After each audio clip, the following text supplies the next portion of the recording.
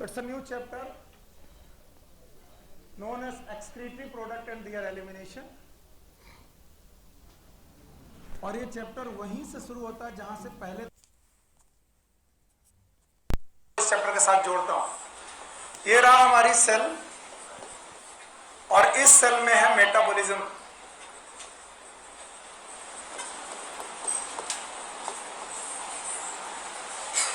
Cell में metabolism क्यों जरूरी है? क्योंकि सेल को रहना है लिविंग,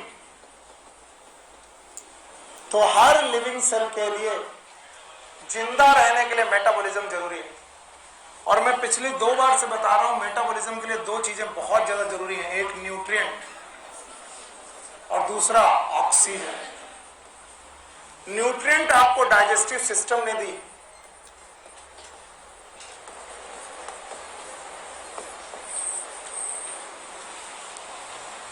और ऑक्सीजन आपको रेस्पिरेटरी सिस्टम ने दी। तो डाइजेस्टिव सिस्टम और रेस्पिरेटरी सिस्टम ने आपको 2 चीजें दी, एक ने दिया न्यूट्रिएंट, दूसरे ने दिया ऑक्सीजन। तो सर सर्कुलेटरी सिस्टम क्या कर रहा था? सर्कुलेटरी सिस्टम इन दोनों चीजों का ट्रांसपोर्ट कर रहा था। सर्कुलेटरी सिस्टम इन दोनों चीजों का ट्रांसपोर्ट कर रहा था, यानी वो ऑक्सीजन और न्यूट्रिएंट सेल की तरफ लेके जा रहा था। लेकिन एक बात तय है कि जब भी सेल की तरफ न्यूट्रिएंट और ऑक्सीजन जाएंगे मेटाबॉलिज्म होगा, तो इस मेटाबॉलिज्म की वजह से एक्सक्रीटरी प्रोडक्ट पैदा होंगे।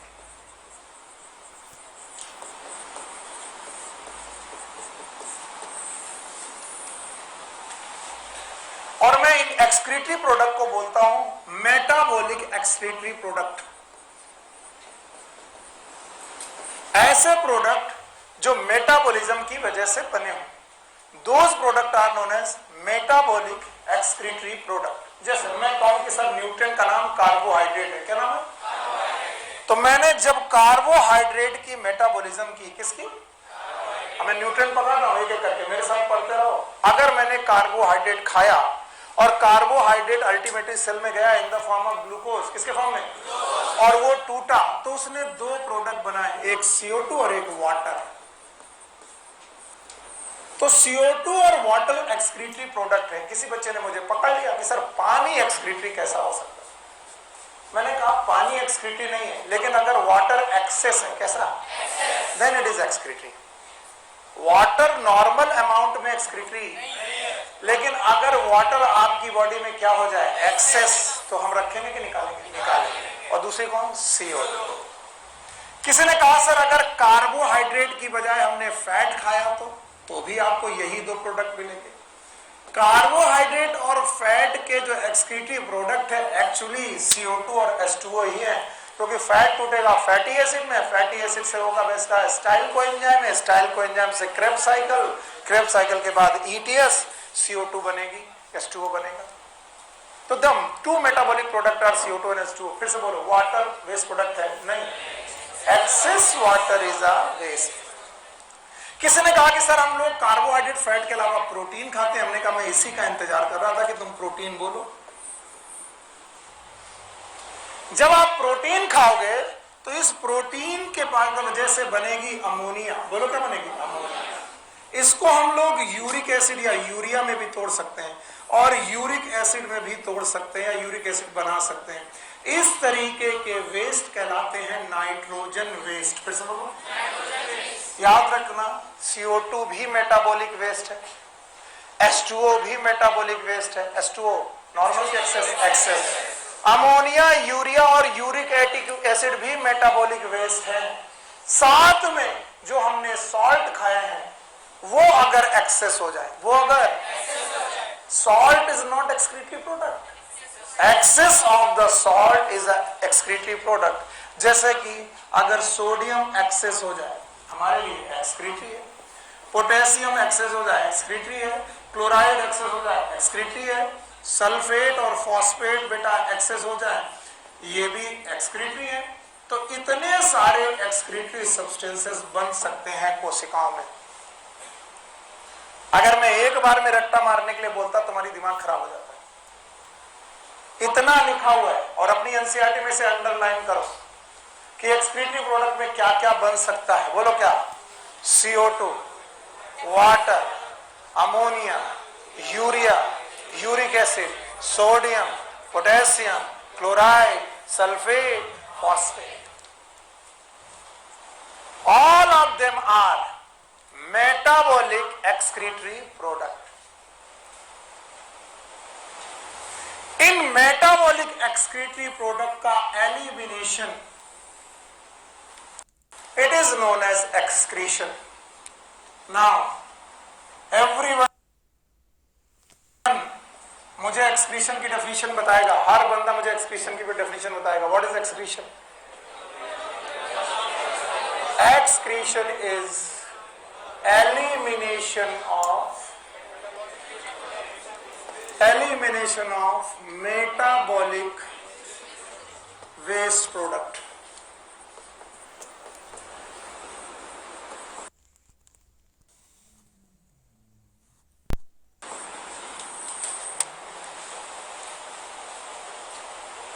मेटाबॉलिक वेस्ट प्रोडक्ट का एलिमिनेशन करना इट इज एक्सक्रीशन। तो बताओ CO2 का एक्सक्रीशन करना, एलिमिनेशन करना it is excretion. Excess water, ammonia, urea, uric acid, sodium, potassium, chloride, excretion. Sulphate, phosphate, excretion. कई बच्चे एक्सक्रीशन की एक और डेफिनेशन बताते हैं जो मेरे हिसाब से गलत है, मैं जितना जानता हूं वो गलत है। वो बोलते हैं सर एक दिन आपको लार्ज इंटेस्टाइन में लेके चलते हैं। हमने कहा चलो। सीकम, कोलोन, कोलोन के बाद रेक्टम, रेक्टम के बाद एनस। रेक्टम में पड़ा है फीकल मैटर। बोलो बताइए, फीकल मैटर सेल के अंदर से प्रोड्यूस हुआ है क्या? नहीं। फिर सुनो, मेटाबॉलिक प्रोडक्ट जितने हैं वो इंट्रासेलुलर है। कैसा है? इंट्रासेलुलर, क्योंकि सेल के अंदर क्या चलिए। तो बेटा जो प्रोडक्ट भी बने वो भी कहां से? सेल से। लेकिन डाइजेशन कभी सेल के अंदर नहीं हुआ। डाइजेशन कहां हुआ? Lumen of intestine. और इसी वजह से इस तरीके के प्रोडक्ट का elimination is known as egestion. So what I want to say, egestion and excretion is not the same thing.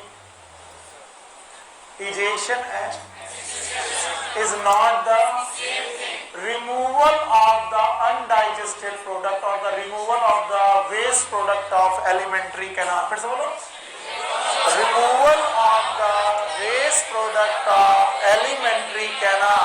Alimentary canal के waste product का removal it is known as egestion. And now what is excretion? Removal of metabolic waste product, it is known as excretion. तीन definition मुझे अभी चाहिए, एक कौन और एक कौन? एक्सक्रीशन। बोलते हैं एक्सक्रीशन के दौरान, एवरीवन हियर, एक्सक्रीशन के दौरान आप सॉल्ट भी रिमूव करते हैं और वाटर भी रिमूव करते हैं। नॉर्मल की एक्सेस। फिर से बोलो,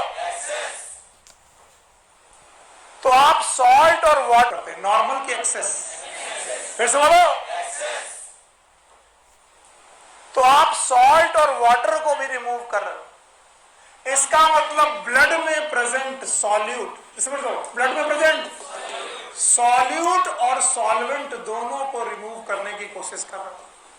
और सॉल्यूट और सॉल्वेंट दोनों मिलकर बनाते हैं सॉल्यूशन। फिर से बोलो, और इस सॉल्यूशन की होती है ऑस्मोटिक प्रेशर। बोलो क्या?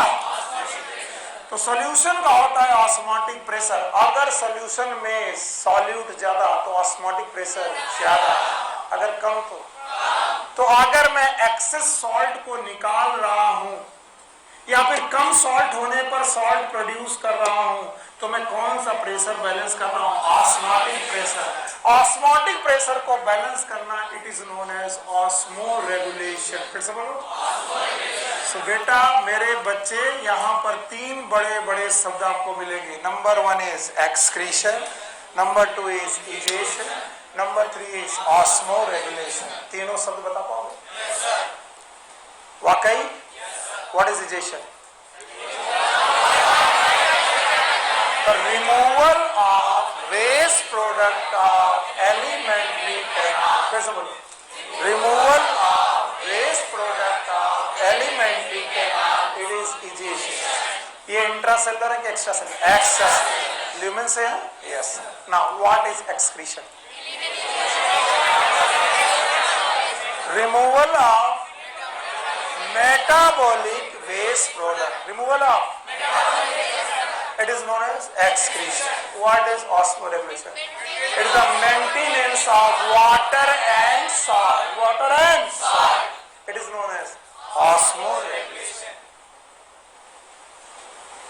अब याद रखना, पूरे मैमल में जो ऑर्गन एक्सक्रीशन कर रहा है वही ऑस्मोरेगुलेशन करता है। फिर से, the organ which perform excretion that will perform osmoregulation. और excretion की डेफिनेशन अपने आप खत्म होने को है अगर तुम लोग सही ढंग से देख लो। एक्सक्रीशन के दौरान मुझे CO2 भी रिमूव करनी है, वाटर भी रिमूव करना है, सॉल्ट भी रिमूव करना है और नाइट्रोजन बेस भी रिमूव करना है। इधर देखो नितिन, CO2 को रिमूव कर गया लंग्स, तो याद रखना CO2 को रिमूव करने के लिए we do not have the excretory system, no, क्योंकि इसके लिए तो लंग्स निकाल ले गया। अब बचा water, salt and nitrogen waste. तो एक्सक्रीशन माने removal of water, salt and nitrogen waste. इसीलिए एक्सक्रीशन की एक छोटी डेफिनेशन बनती है, and the definition is removal of nitrogenous waste is known as excretion. नहीं पल्ले पड़ा। कुछ लोग बोलते हैं एक्सक्रीशन की एकदम जबरदस्त डेफिनेशन बताओ, it is the removal of metabolic waste product. और अगर कोई बोले क्या एक्सक्रीशन माने नाइट्रोजन वेस्ट को निकालना, यस, तो आप बोलो excretion is also, it is the removal of nitrogenous waste. बहुत सारे लोगों ने इस बात को सुना भी नहीं और समझा भी नहीं होगा, पर मैं फिर से बोल रहा हूं कि अगर तुम्हें प्रोडक्ट नहीं आते तुम्हें चैप्टर पढ़ना भी नहीं चाहिए। मेटाबॉलिक वेस्ट के प्रोडक्ट क्या क्या हो सकते हैं बोलो? CO2, water, ammonia, urea, uric acid, sodium, potassium, chloride, sulphate, phosphate. क्या ये सॉल्ट है? क्या ये CO2H2 है? वाटर है? ये नाइट्रोजन वेस्ट है? भगवान ने इसके लिए एक्सक्रीटरी सिस्टम नहीं दिया। क्या दिया? लंग्स दिया, लंग्स दिया। तो आप बताओ बचा क्या? वाटर और सॉल्ट, इट इज ऑस्मोरेगुलेशन, और एक्सक्रीशन इज अमोनिया। इसका मतलब है जो बंदा एक्सक्रीशन कर रहा था वही ऑस्मोरेगुलेशन। इसका मतलब एक्सक्रीशन करना, it is a removal of nitrogen waste. And that's why हम लोग एक्सक्रीशन को हमेशा अमोनिया के रेस्पेक्ट में, यूरिया के रेस्पेक्ट में और यूरिक एसिड के रेस्पेक्ट में देखने लगते हैं। क्यों? अमोनिया जाएगी तो वाटर और सॉल्ट जाएगा, यूरिया जाएगी तो वाटर और सॉल्ट जाएगा, यूरिक एसिड जाएगा तो वाटर और सॉल्ट जाएगा। तो अगर तुम कुछ भी भेजो वाटर और सॉल्ट जाएगा। और इसीलिए बोलते हैं एक्सक्रीशन इज और ऑफ 3 टाइप। कितने प्रकार? अमोनिया का एक्सक्रीशन अमोनोटेरिज्म, यूरिया यूरियोटेरिज्म, और यूरिक एसिड यूरिकोटेरिज्म। नहीं आया? आया? आइए, यहां तक किसी को ना आया हो हाथ उठा के पूछे। Thank you very much. अब यही चलेगा, ना तुम पढ़ना चाहते हो ना मैं पढ़ाना चाहता हूं। हाँ बोलेंगे, लेकिन that excretion is through lungs. और यही समझ में आएगा कि बाद में एक दिन पूछा जाएगा कि लंग्स का एक काम और बताओ, रेस्पिरेशन के साथ एक्सक्रीशन। और तुम्हें यकीन बताऊं कि वाटर भी निकलता है। दैट्स व्हाई वाटर वेपर भी होती है। भयानक से भयानक सर्दी में तुम किसी कांच के ऊपर फूको, वहां पर मॉइस्चर होगा, यस और नो? यस। और इसीलिए सर्दियों में आपके मुंह से सांस निकलती कि धुआं, धुआं is nothing, it is water vapour. जो ठंडी है कि गरम, गरम बाहर, ठंडा, इसीलिए वो इवेपोरेट होकर के बाहर निकल रही। नहीं समझ में आया? 3 शब्द बता पाओगे? भाई यही मेरी जीत हो जाएगी, बता पाओगे तो।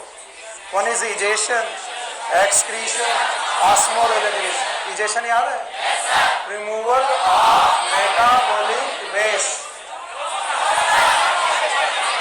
is a removal of waste product of elementary canal. That is known as ejaculation. Excretion याद है? Removal of metabolic waste product और osmoregulation. Maintenance of salt and water. याद रहेगा? अगर प्रोडक्ट बोल दिया बिना देखे तो मैं जीत गया, नहीं तो हार गया. CO2, water, ammonia, urea, uric acid, sodium, potassium, chloride, sulfate, phosphate. इसके अलावा भी क्रिएटिनिन, हिप्यूरिक एसिड, बहुत सारी चीजें. पर एनसीईआरटी की लाइन नहीं भूलनी है. और इसीलिए बोलते हैं कि 3 तरीके का एक्सक्रीशन है. नंबर 1 इज अमोनोटेलिज्म, रिमूवल और एक्सक्रीशन ऑफ अमोनिया.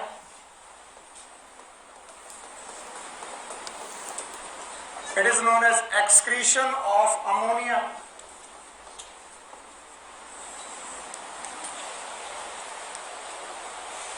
Ammonia का excretion is known as ammonotelism.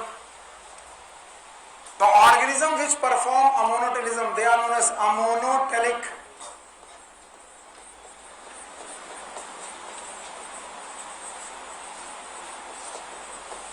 ऐसे ऑर्गेनिज्म जो अमोनोटेलिज्म करते हैं उनको लोग बोलते हैं अमोनोटेलिक ऑर्गेनिज्म. अब ध्यान से सुनना कॉन्सेप्ट इसके पीछे. Ammonia is very toxic.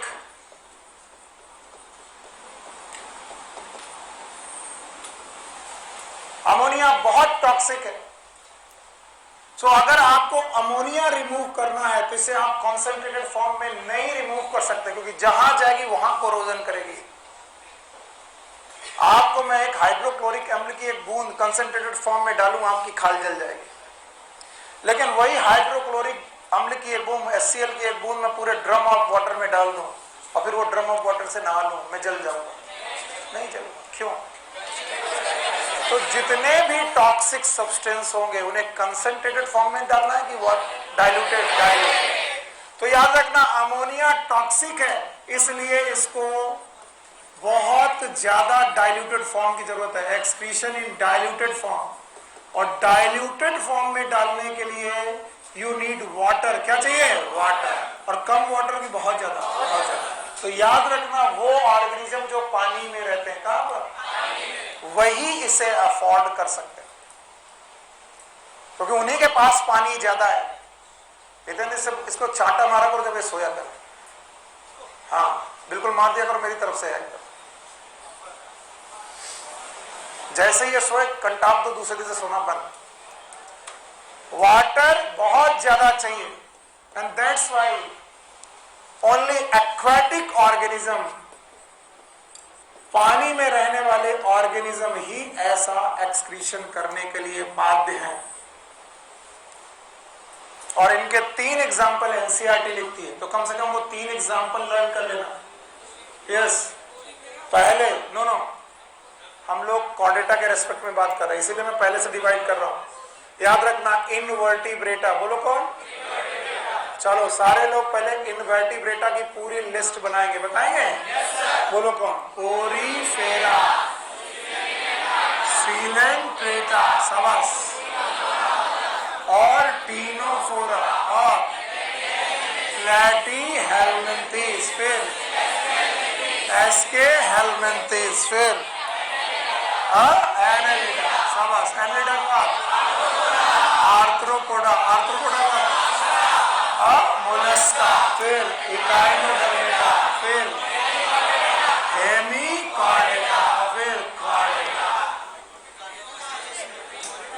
और कॉर्डेटा में भी वर्टिब्रेटा. कॉर्डेटा में भी और वर्टिब्रेटा के 5 लोग. बोलो fish, amphibia, reptile, birds, mammal. तो अपनी डेफिनेशन को, अपनी पढ़ाई को और अच्छा कर ले. क्यों रट्टा मारे आंख बंद करके? जब हम कॉर्डेटा की बात करें और वर्टिब्रेटा की, रीढ़ की हड्डी वाले लोगों की बात करें, वर्टिब्रेटा के लोगों की बात करें, तो इनकी बात करें. बोलो फिश, एम्फीबिया, रेप्टाइल, बर्ड्स। और जब इनवर्टिब्रेटा की बात करें तो इनकी बोलो, Porifera, Coelenterata, Ctenophora, Platyhelminthes, Aschelminthes, Annelida, Arthropoda, Mollusca, Echinodermata, Hemichordata.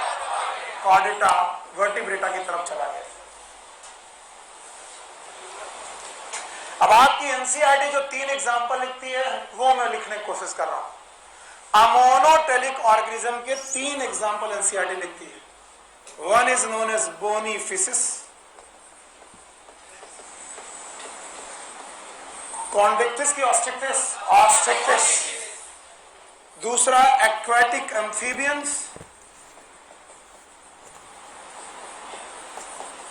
पानी में रहने वाले एम्फीबियंस। और तीसरा लिखती है एक्वाटिक आर्थ्रोपोडा और एक्वाटिक इंसेक्ट। आपको मालूम है प्रॉन, झींगा मछली, मछली है कि आर्थ्रोपोडा? Crab, arthropoda. और जैसा कि चित्रांश ने कहा कि सर पोरीफेरा, अरे पानी में रह रहे, अमोनोटेलिज्म। नहीं समझ में आया? Coelenterata, ammonotelism. तो जो अधिक पानी में रहेंगे वो क्या करेंगे? अमोनोटेलिज्म। तो फिलहाल मैं इस लिस्ट को छोड़कर अपनी एनसीईआरटी की लिस्ट में आ रहा हूं। बोलो, bony fishes, aquatic amphibian, aquatic insect. And one thing more, शायद इसको तुम अडॉप्ट कर पाओ, शायद। Ammonia it is more soluble in water. Water में ज्यादा सॉल्युबल है, इसलिए इसका डिफ्यूजन भी बहुत ज्यादा होता है। डिफ्यूजन फास्ट है, इसीलिए मछलियां अमोनिया का एक्सक्रीशन अपने गिल से कर देती हैं। किससे? गिल से। फिशेस अमोनिया का एक्सक्रीशन गिल सरफेस से कर देती है। अजीब बात है, यहां से वो सांस ले रही थी, वहीं से वो बेटा अमोनिया निकाल देती। और इसीलिए बोलते हैं कि मछलियों में अमोनिया को रिमूव करने के लिए जो किडनी का रोल है, किडनी का रोल बहुत ज्यादा है कि इनसिग्निफिकेंट? इनसिग्निफिकेंट। और ये बात एनसीईआरटी में लिखी है और जाकर के पढ़ के अंडरलाइन करके आना।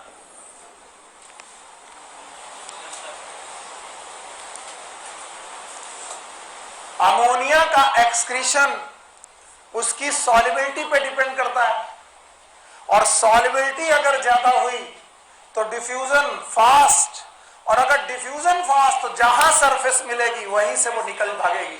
और इसीलिए अमोनिया को निकालने के लिए किडनी का रोल बहुत ज्यादा कि बहुत कम? बहुत कम है,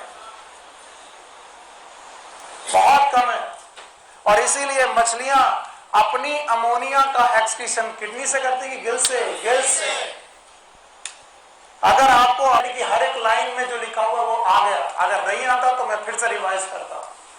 अमोनिया का निकालना, अमोनोटेलिज्म। अमोनिया टॉक्सिक कम है कि ज्यादा? ज्यादा टॉक्सिक है। पानी कम चाहिए कि ज्यादा? और इसे रटने की जरूरत नहीं है, क्योंकि जिसको पानी ज्यादा चाहिए वो कहां? रेगिस्तान में रहता है, पानी में रहेगा, और पानी में ज्यादा रहेगा। इसीलिए इस तरीके के एक्सक्रीशन को करने वाले ऑर्गेनिज्म पानी में ही पाए जाएंगे। और 3 एग्जांपल लिए गए, बोलो कौन?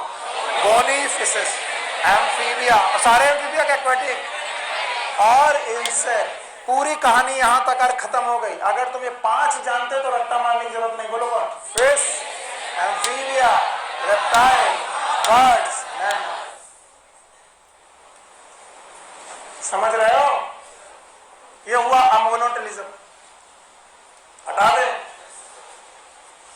अमोनोटेलिज्म के बाद आता है यूरियोटेलिज्म। बोलो, यूरियोटेलिज्म का मतलब है रिमूवल ऑफ अमोनिया की यूरिया।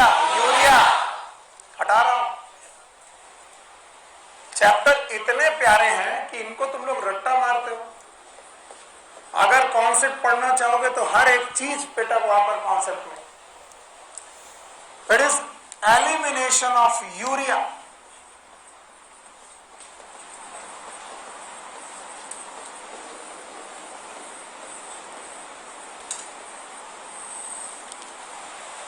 और यूरियोटेलिज्म करने वाले organism they are known as ureotelic. They require less water than ammonotelic. Ammonotelic लोगों से कम पानी चाहिए और इसीलिए ureotelism is adaptation of the land habitat. पानी में रहे कि जमीन में? अगर आप जमीन में रहने वाले लोग हैं, पानी को छोड़ चुके हैं, जमीन में रहने वाले लोग हैं, टेरेस्ट्रियल लोग हैं, तो अब आपको थोड़ा कम पानी लॉस करना है। उतना लॉस नहीं कर सकते जितना मछलियां कर सकती थी। इसलिए लैंड हैबिटेट वाले ज्यादातर लैंड हैबिटेट वाले लोग ये चुनते हैं, क्या? यूरियोटेलिज्म। और इसीलिए 3 एग्जांपल में 2 एग्जांपल लैंड से हैं। एक तो मैमल, हम लोग मैमल्स हैं। दूसरा याद रखना लैंड एम्फीबिया। एक्वाटिक एम्फीबिया क्या करते थे? अमोनोटेलिक। Land amphibia ureotelic. इसमें एक ही एक्सेप्शन दिखाई पड़ता है और वो है बेटा फिश। और वो भी कौन सी? हाँ, कार्टिलेज फिश, कार्टिलेजिनस फिश। और इसका भी कॉन्सेप्ट चाहोगे तो समझ में आता है। बताओ इनमें एयर ब्लैडर होगा कि नहीं होगा? हाँ, तो ये अपर सरफेस में पानी को रहने के लिए तैरती रहती है। इसका मतलब इन्हें काम हमेशा करना पड़ेगा। इसका मतलब ये अपनी बॉडी में वाटर ज्यादा क्योंकि ज्यादा रोकेंगे तो वेट बढ़ जाएगा। इसीलिए ये अपनी बॉडी में वाटर कम रोकती हैं और इसी वजह से ये कम वाटर के साथ एक्सक्रीट करना चाहती। नहीं समझ में आया? तो 3 लोग नाम दिए, बोलो कौन कौन? Mammals, land amphibia, cartilage. तो मछलियां दोनों प्रकार की, अमोनोटेलिज्म, यूरियोटेलिज्म। एम्फीबिया भी दोनों प्रकार के, ammonotelism, ureotelism. Aquatic amphibia, land amphibia, terrestrial amphibia. अच्छा बताओ बोनी फिशेस, और बताओ बेटा कार्टिलेजिनस फिशेस, और एक 100% का क्वेश्चन, मैमल्स जब भी यूरिया निकाल रहे होते हैं, इसे निकालने के लिए ये किडनी इस्तेमाल करते हैं। क्या? किडनी। लेकिन यूरिया किडनी में बनती नहीं है। इनकी मेटाबॉलिज्म के दौरान, देखो सुनना बंद करोगे तुम्हारा लॉस है। मेटाबॉलिज्म के दौरान अमोनिया बनती है। क्या बनती है? अमोनिया। और ये अमोनिया लिवर में भेजी जाती है और लिवर में यूरिया बनती है। लिवर में यूरिया बनके इसे ब्लड में डाला जाता है और ब्लड से यूरिया किडनी में जाती है और किडनी से यूरिन के थ्रू निकलती है। क्वेश्चन, यूरिया बनती कहां है? लिवर। निकलती कहां से? किडनी से। और याद रखना, कोर्स में ना होने के बावजूद मैं ये हर साल पढ़ाता हूं, इस साल भी पढ़ाऊंगा। ध्यान सुनो, क्योंकि इससे 2-3 क्वेश्चन इनडायरेक्ट बनते हैं, डायरेक्ट नहीं, इनडायरेक्ट। जब अमोनिया लिवर में जाती है तो वहां यूरिया बनाने के लिए पर्टिकुलर साइकिल इस्तेमाल करती है, that is known as urea cycle. फिर से बोलो, also known as Krebs-Hansliet cycle, also known as Ornithine-Citrullin cycle.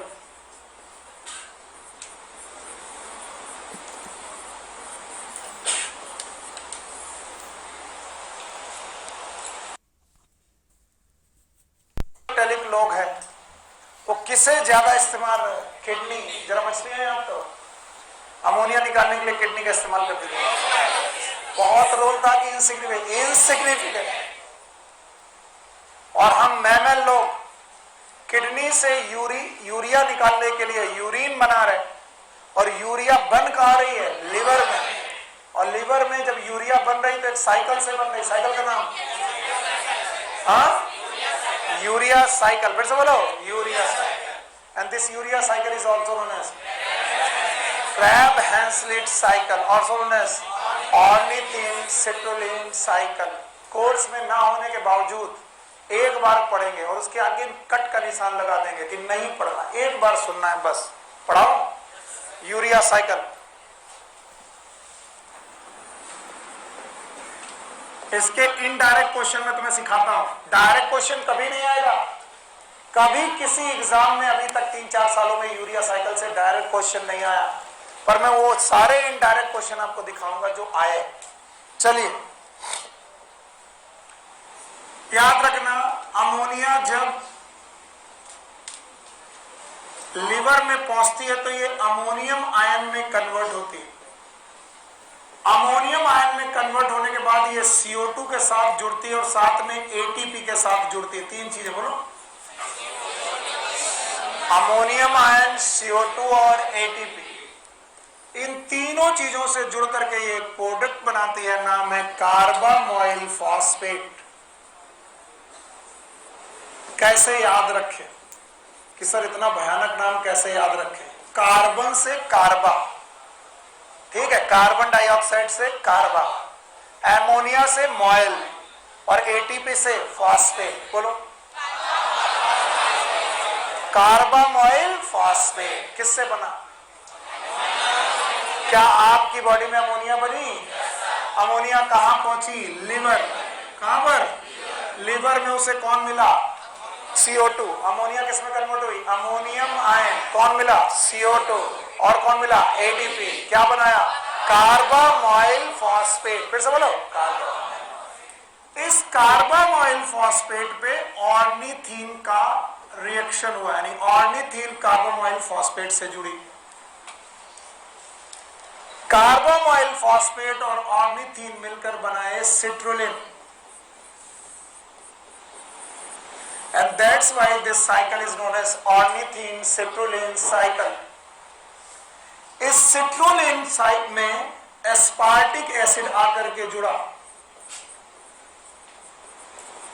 अभी इतना समय नहीं कि मैं तुम्हें बताऊं एस्पार्टिक एसिड कहां से आया, लेकिन जिन लोगों को ट्रांस अमीनेशन और रिडक्टिव अमीनेशन आता है, क्या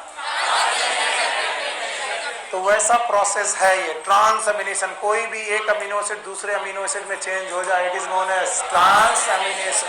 and aspartic acid is amino acid. तो किसी भी एसिड को तुम एस्पार्टिक एसिड में चेंज कर सकते हो, किसी भी अमीनो एसिड को एस्पार्टिक एसिड में चेंज कर सकते हो। इस प्रोसेस का नाम ट्रांस एमिनेशन। अब आगे देखना, सिट्रुलिन बनने पर एस्पार्टिक एसिड के इसके साथ जुड़ने पर, यानी सिट्रुलिन और एस्पार्टिक एसिड जुड़ने पर यहां पर एक प्रोडक्ट बना, नाम है आर्जिनोसक्सिनेट और द ऑर्जिनोसक्सिनिक एसिड। और जो लोग भी क्रेब साइकिल सुने हैं, किसी को कोई मतलब नहीं, क्रेब साइकिल सुने हो? अल्फा कीटोग्लूटारिक एसिड बनता था, अल्फा कीटोग्लूटारिक के बाद सक्सिनिल कोएंजाइम ए बनता था, सक्सिनिक एसिड के बाद फ्यूमेरिक एसिड बनता था, पक्का? फ्यूमेरिक के बाद मैलिक, ये वही सक्सिनिक एसिड है, सक्सिनिक, लेकिन उसमें क्या है? आर्जिनो। और सक्सिनिक एसिड से हमेशा फ्यूमेरिक एसिड निकलता ही है, तो सक्सिनिक एसिड से फ्यूमेरिक एसिड बाहर निकाल दो। आर्जिनो सक्सिनिक एसिड से फ्यूमेरिक एसिड जैसे ही बाहर निकाला, यहां पर बना आर्जिनिन। बोलो आर्जिनिन। और आर्जिनिन की हुई हाइड्रोलिसिस। बोलना क्या? हाइड्रोलिसिस, यानी आर्जिनिन में वाटर आकर के जुड़ा और वाटर जुड़ते ही यूरिया बना। तो बताओ ऑर्निथिन सिट्रुलिन का यूरिया इज मेन प्रोडक्ट की बाय प्रोडक्ट?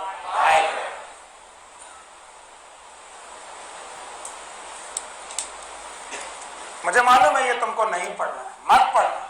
मैं जो क्वेश्चन कह रहा हूं वो ध्यान सुनो।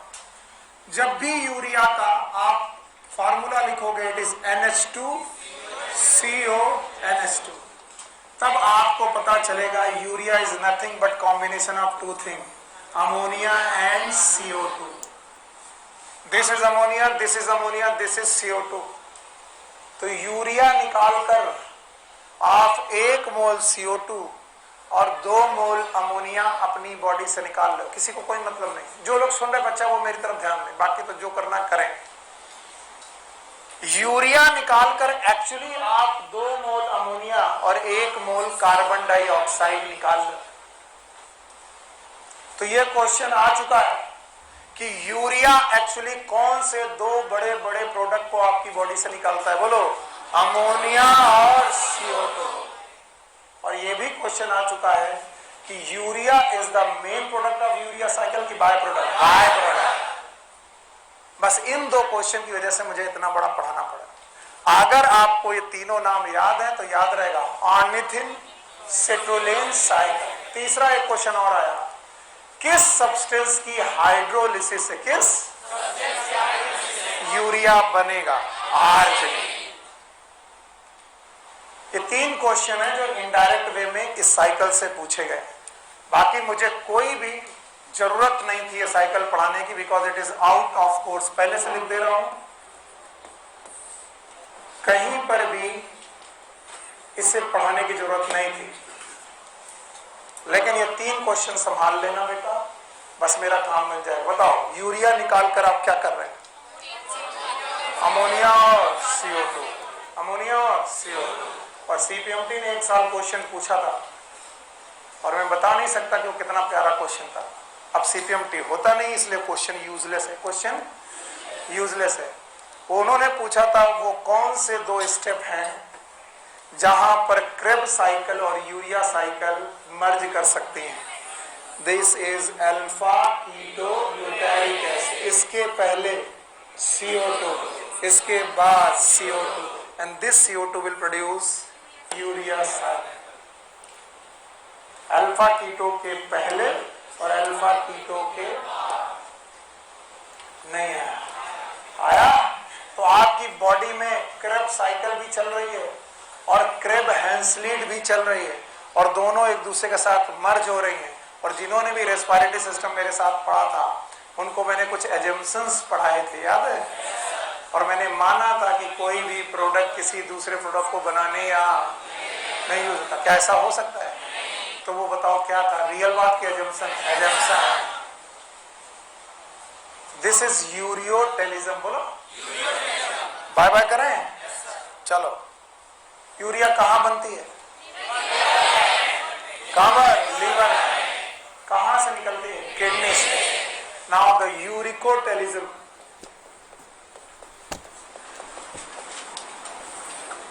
it is a removal of uric acid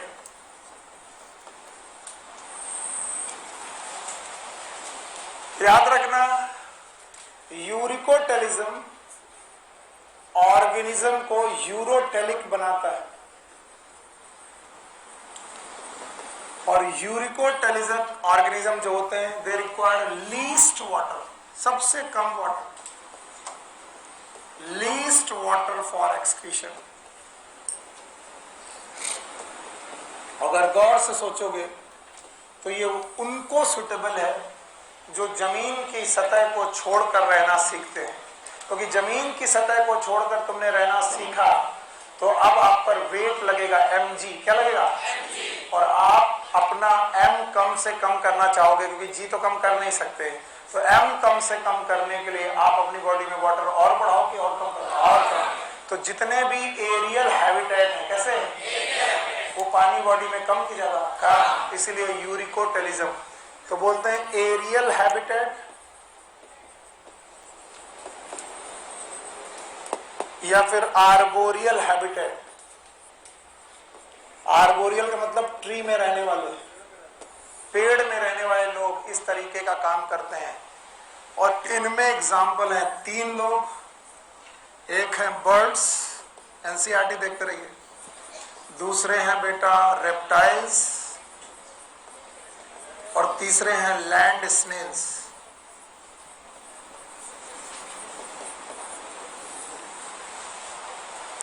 birds, reptiles and land snails, हाँ, इंसेक्ट भी, नो डाउट इंसेक्ट भी, लैंड इंसेक्ट।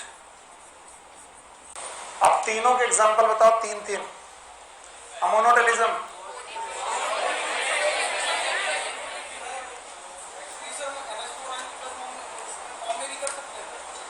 बहुत कम।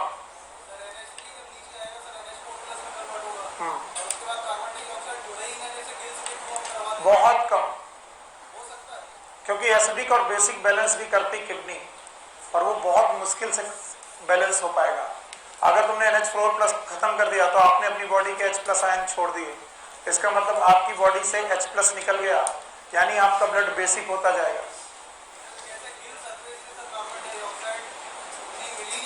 हाँ, करने के लिए तुम अपनी गणित कुछ भी लगाओ, होता क्या वो सुनो। अगर आप H+ अपनी बॉडी से निकालते जाओगे तो क्या निकाल रहे हो? एसिड। इसका मतलब आपकी बॉडी का pH बढ़ेगा, घटेगा कि बढ़ेगा? बढ़ेगा। तो आपकी CO2 लंग्स में रुकने लगेगी, सांस लेने में तकलीफ होने लगेगी। बैठो। इसलिए किडनी का लंग से बहुत रिलेशन है। अगर किडनी खराब हुई तो लंग खराब होने लगते हैं, लंग्स खराब हुआ तो किडनी खराब होने लगती है। पल्ले नहीं पड़ा मैंने क्या बोला। अगर H+ ज्यादा निकाला तो एसिडिक कंडीशन कम हुई। अब CO2 क्या है? नॉन मेटल की ऑक्साइड, अगर इससे एसिडिक होगी तो अब मुझे CO2 को रोकना पड़ेगा। कहां पर? ब्लड में, ताकि एसिडिक बैलेंस बना रहे। इसीलिए कहते हैं कि बेटा लंग्स खराब हुए तो किडनी खराब होने के चांसेस हैं, और दूसरा किडनी खराब हुई तो लंग्स खराब होने के भी चांसेस है। तो जो हम सोच रहे हैं वैसे नहीं होता, जो होता है वो सुन लो, ठीक? वरना तुम्हारे हर क्वेश्चन का जवाब मेरे पास नहीं है। वैसे है, अलग से मिलो तुम्हें थप्पड़िया के बताएंगे। चलो बताओ तीनों एग्जाम्पल अमोनोटेलिज्म के। बोनी फिशेस, हाँ, अच्छा बताओ यूरियोटेलिज्म याद है? बोलो। लैंड एम्फीबिया, कार्टिलेजिनस फिश और मैमल, पक्का? और last but not the least uricotelism, birds, reptiles, land snail और इंसेक्ट। ये क्या है? यूरिकोटेलिज्म। सबसे ज्यादा पानी, सबसे कम, और इसे रिमूव करने के लिए there is a system known as excretory system. बोलो कौन सा सिस्टम? और हर फाइलम का अपना एक्सक्रीटरी सिस्टम है। मेरे साथ 10 फाइलम लिखिए, 10 फाइलम के एक्सक्रीटरी सिस्टम लिखिए और घर जाइए। अगर आपने बता दिए देन वेल एंड गुड, नहीं बताए तो मेरे साथ और टाइम गुजारिए। चलिए, Porifera, Coelenterata, Coelenterata, Ctenophora, Ctenophora. चलो तीनों को मिलाकर जनरल बॉडी सरफेस, कोई स्पेशल एक्सक्रीटरी ऑर्गन नहीं है। पोरीफेरा, सीलेंटेटा, टीनोफोरा में कोई भी स्पेशल एक्सक्रीटरी ऑर्गन नहीं है। कुछ लोग बोलेंगे GBS क्या है? बोलो, general body surface. Thank you very much. इसके बाद आया प्लेटीहेल्मिन्थेस। यस, वेरी गुड, दोनों ही बातें सही है। प्लेटीहेल्मिन्थेस, प्लेटीहेल्मिन्थेस में देयर आर फ्लेम सेल्स। कई बच्चे मुझसे बोलते हैं कि सर ये फ्लेम सेल्स क्यों कहलाती? देख लो इधर ध्यान से, एक ट्यूब है, ये एक ट्यूब है, ये तो फ्लेम ना हुआ। तो बोलते हैं इस ट्यूब में चारों तरफ बेटा अपेंडेजेस होते हैं जो इसको फ्लेम लाइक लुक देते हैं, like this, and that's why it is known as flame cells, also known as protonephridia.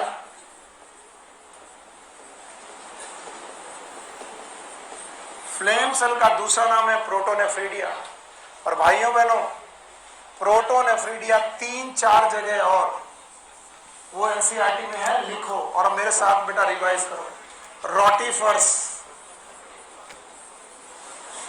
इसके अलावा सम एनालिड्स, कुछ एनालिडा में भी पाई जाती, सारे एनालिडा की कुछ सिफेलोपॉडेट्स, कुछ सिफेलोपॉडेट्स में भी पाए जाते हैं, और उस सिफेलोपॉडेटा का नाम है एम्फिऑक्सस। ये सब एनसीईआरटी की लाइनें हैं।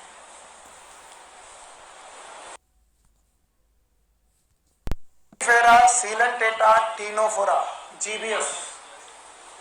प्लैटीहेलमिन्थेस में protonephridia also known as flame cell, and these flame cells are also present in rotifers, some annelids, cephalopods. yes, आगे चलो। एसके हेलमिन्थेस रेनेट सेल,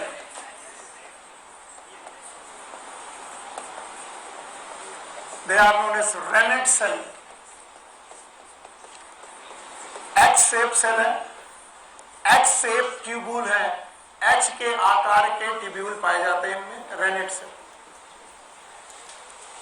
पूरी बॉडी में एक सेल है एच साइज। एसके हेलमिन्थेस के बाद आता है एनेलिडा। याद रखना प्रोटोनेफ्रिडिया कह के हमने पहले आइडिया दे दिया कि ये अगर प्रिमिटिव नेफ्रिडिया है तो आगे चल के क्या मिलेंगे, nephridia. So Annelida they have nephridia. Megha खड़ी हो। Mollusca,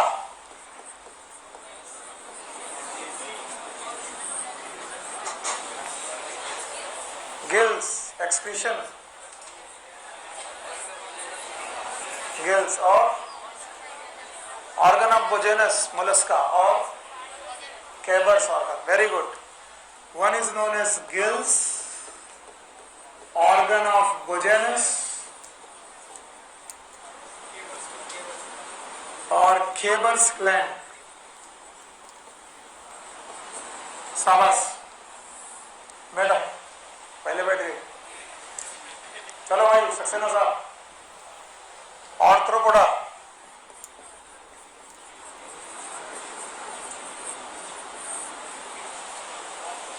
Malpighian tubule. किसने बताया? दोस्त से कह दो कि वो तुम्हारी हेल्प ना करे, क्योंकि अब वो अपनी हेल्प नहीं कर पाएगा। इसके अलावा ग्रीन ग्लैंड और एंटीनल ग्लैंड, ग्रीन ग्लैंड और एंटीना में पाई जाने वाली ग्लैंड एंटीनल ग्लैंड, ये सब एनसीईआरटी में लिखा हुआ है। Arthropoda Mollusca.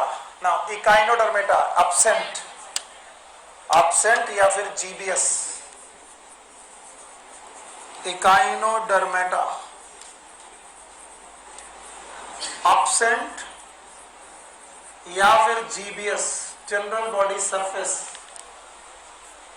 हाँ भाई खड़े हो, बातें कर रहे हो। हाँ,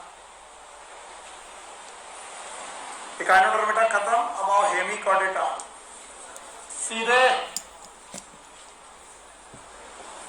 Hemichordata.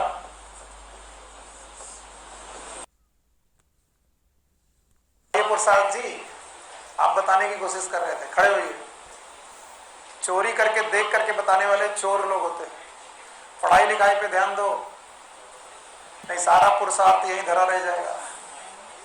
Do you know about the purushartha? What is the meaning? Yes, ability of the purusha, it is known as purushartha. Ability बची नहीं, नाम पुरुषार्थ है लेकिन पुरुषार्थ है ही नहीं। It is proboscis gland. कौन सी ग्लैंड? प्रोबोसिस। और भाइयों बहनों कॉर्डेटा। कौन बेटा? कॉर्डेटा। कॉर्डेटा में कितने लोग? 5। बैठ जाओ भाई, दोनों बैठ जाओ। कॉर्डेटा में 5 लोग, बोलो कौन? Fish, amphibia, reptile, birds, mammal. पांचों के पांचों किडनी। और हम लोग कौन है? और हम ह्यूमन हैं, तो हमारा अगला टॉपिक होगा ह्यूमन एक्सक्रीटरी सिस्टम। बस नहीं तो बस कैसे ना, बिना पढ़े ना जाने देंगे। तुम जाओ जाओ जाओ, जिसको जाना।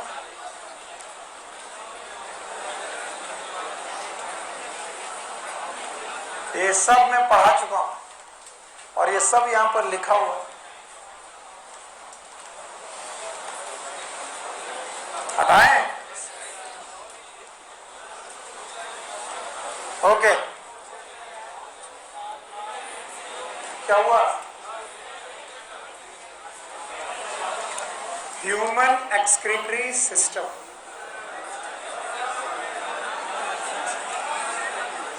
जिनको भी नहीं पढ़ना प्लीज छोड़ दीजिए, क्लास छोड़ के जाइए। Human excretory system, they have the 4 organs as a excretory system. 4 organ इनके पास हैं। 1 pair kidney,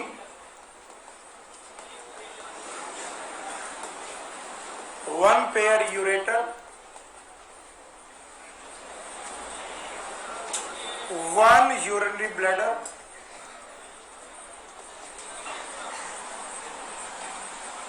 and urethra.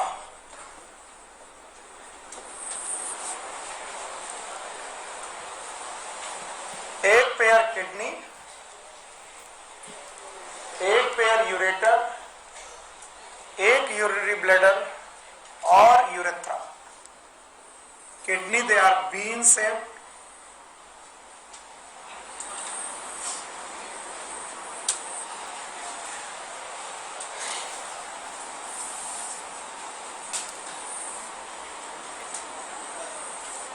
Okay. इन किडनी में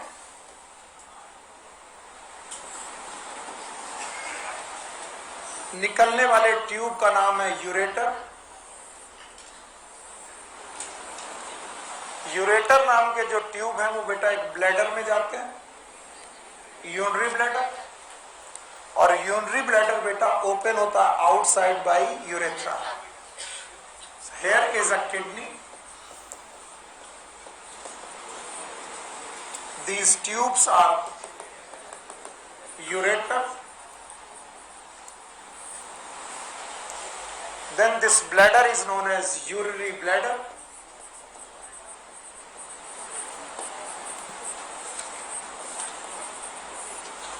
and this opening is known as urethra.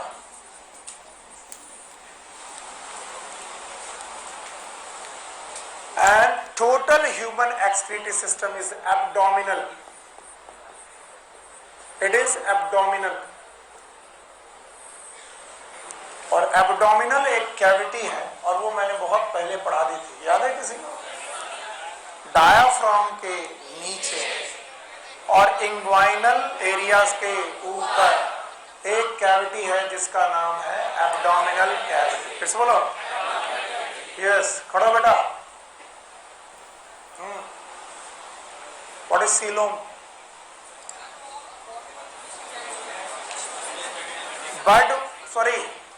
Gut wall और बॉडी वॉल के बीच की कैविटी। आप थोड़ी देर खड़े रहना please. Let suppose I am the member और मेरी सबसे बाहर वॉल दिखाई पड़ रही है, क्या नाम है? Body wall. अगर मुझे काटा जाए, अगर मुझे काटा जाए तो मैं कैसे दिखाई पड़ूंगा? इधर देखो, अगर मुझे काटा जाए तो मेरे सबसे बाहर मिलेगी बॉडी वॉल और सबसे बीच में मिलेगी elementary canal. It is a canal. What is a canal? And this is body wall. बोलते हैं बॉडी वॉल और एलिमेंट्री कैनाल के बीच के स्पेस को सीलोम तब तक नहीं बोलेंगे जब तक इसमें क्या ना हो? मीजोडर्म। तो याद रखना ये मीजोडर्मल लाइनिंग है। This is known as mesodermal lining. और जिसको तुम केवल मीजोडर्मल लाइनिंग सोच रहे हो, it is total a bag और इस बैग का नाम है पेरिटोनियम। बोलो क्या नाम है? Peritoneum. See, if it is a alimentary canal, if it is a body wall, फिर से बोलो, तो बॉडी वॉल और एलिमेंट्री कैनाल के बीच का गैप सीलोम तब तक नहीं होगा। एक पेज दो, पेज फाड़ के दो। तब तक नहीं होगा जब तक ये वॉल के द्वारा ये एलिमेंट्री कैनाल किससे ना हो? मीजोडर्म। फिर से बोलो, एक और पेज दो। This is alimentary canal, this is mesoderm. This is a body wall. फिर से बोलो. And now this is a mesoderm. बोलो. तो बताओ अब देखो mesoderm कितने जगह से? दो. क्या अब आपको बैग दिख रही है? This bag is सिलो. ये क्या है? Body wall. ये क्या है? और ये क्या है? mesoderm. अगर कोई भी ऑर्गन इस सीलोम में है, कहां पर है? सीलोम. तो हम बोलेंगे पेरिटोनियल. बोलो. बॉडी वॉल के अंदर होने का मतलब पेरिटोनियल नहीं है. देखो ये भी बॉडी वॉल के अंदर है. ये भी. ये क्या है? ये क्या है? और ये बेटा एक ऑर्गन है बॉडी वॉल के बाहर के अंदर. अंदर. लेकिन बैक के. बैक के. अब अगर तुम इसे एज्यूम कर पाए तो तुम्हारा कल्याण है, वरना कल्याण नहीं है. ये एलिमेंट्री कैनाल, ये बॉडी वॉल और ये पेरिटोनियम, और इस फ्लूइड का नाम है पेरिटोनियल फ्लूइड. बोलो क्या नाम? Sorry, peritoneal fluid. और इस पेरिटोनियल फ्लूइड के अंदर एक बैग है जो पूरा बॉडी में जाएगा. तो यहां जितने भी ऑर्गन हैं they are known as visceral organ. फिर से बोलो. तो बताओ विसरल ऑर्गन जो होंगे वो पेरिटोनियम फ्लूइड के अंदर. किडनी अकेला ऑर्गन है जो बॉडी वॉल के अंदर है लेकिन मेसोडर्म के बाहर. ये रहा किडनी. अगर आप मेरा पेट काटो तो पहले बॉडी वॉल मिलेगी. बॉडी वॉल को काटोगे तो एक बैग मिलेगा. मिलेगा. उस बैग को काटोगे तो बेटा फिर आपको इंटरनल ऑर्गन मिलेंगे. लेकिन किडनी एक ऐसा ऑर्गन है जो बॉडी वॉल को काटते ही मिल जाएगा, बॉडी के अंदर नहीं मिलेगा. इसलिए दुनिया में सबसे ज्यादा किस ऑर्गन की चोरी हो रही है? किडनी. तो बोलते हैं kidney, the kidney they are abdominal but retroperitoneal. Retroperitoneal यानी पेरिटोनियम के अंदर की बाहर. और कितने पेयर? 2 पेयर. और इसीलिए बोलते हैं dorsal side of the abdominal. Dorsal ventral side की डॉर्सल. तो किडनी चोरी करने वाले लोग कट कहां लगाते हैं? सामने की साइड में. साइड में. और किडनी चोरी करना आसान क्यों है? क्योंकि हमें बैग को काटना नहीं पड़ेगा. कौन सा बैग? पेरिटोनियम. तो बताओ ये पेरिटोनियम के अंदर की बाहर? कितनी किडनी है? 2. एक पेयर. यूरेटर है, ब्लैडर है, यूरेथ्रा है. किडनी का स्ट्रक्चर पढ़ाएं? जाओ पढ़ाएंगे. हमें कोई फर्क नहीं पड़ता. पढ़ाएं. Thank you.